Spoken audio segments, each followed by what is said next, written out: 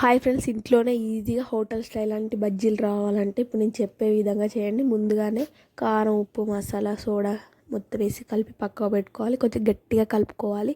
ఇప్పుడు stove on చేసుకొని గిన్నె పెట్టుకొని ఆయిల్ పోసుకోవాలి. మిర్చీలు కూడా ఇలా కట్ చేసి పెట్టుకోవాలండి మార్నింగే. ఇప్పుడు ఎలా ముంచి ఎలా గిన్నెకి అంటున్నానో అలానే వేయండి. అప్పుడే మిర్చి అనేది హోటల్ స్టైల్లో ఉంటుంది. ఈ ట్రిక్ ఖచ్చితంగా ఫాలో అవ్వండి. మళ్ళీ పిండి కూడా గట్టిగా ఉండాలి. అలానైతేనే హోటల్ స్టైల్ లాంటి బజ్జీలు వస్తాయండి.